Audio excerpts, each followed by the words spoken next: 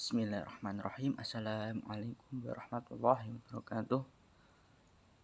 Saya dari kelompok 1 yang beranggotakan 3 orang, yaitu Lintang Purnama Surya Tias, Muhammad Nur Salim, dan saya Muhairul Umam, akan menjelaskan sedikit mengenai konsep dasar ilmu logika.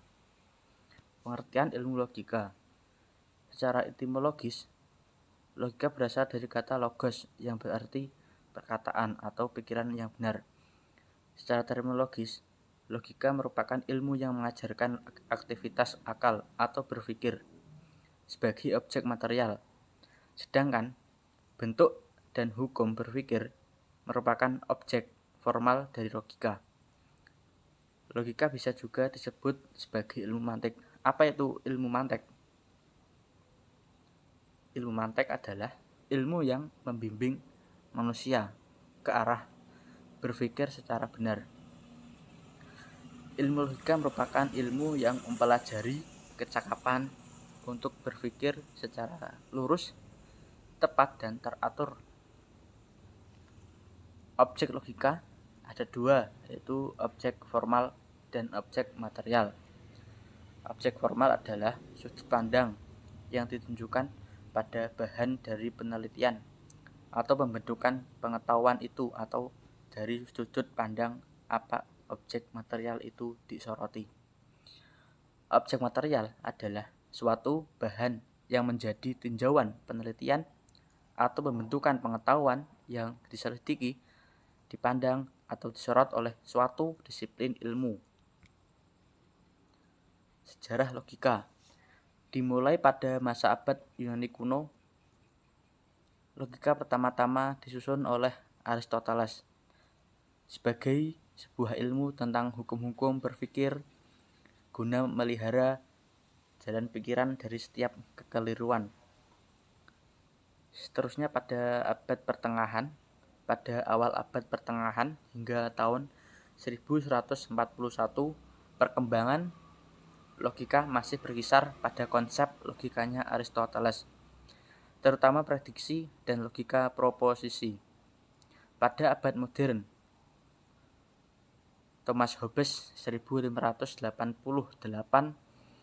tanggal 17 tahun 4. Meskipun mengikuti tradisi Aristoteles, tetapi ajaran-ajarannya didominasi oleh paham nominalisme.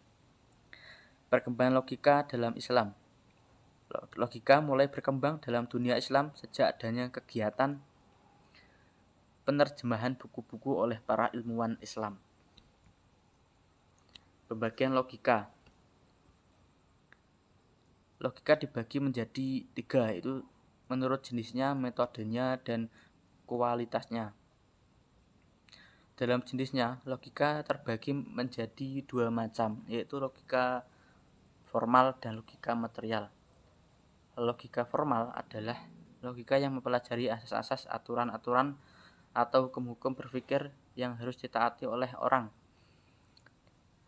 agar orang tersebut dapat berpikir dengan benar dan mencapai kebenaran. Logika material adalah logika yang sudah mengandaikan adanya ilmu pengetahuan yang lain, yang disebut logika formal, atau mempelajari langsung pekerjaan akal. Dilihat dari metodenya, logika ada 2, yaitu logika tradisional dan logika modern.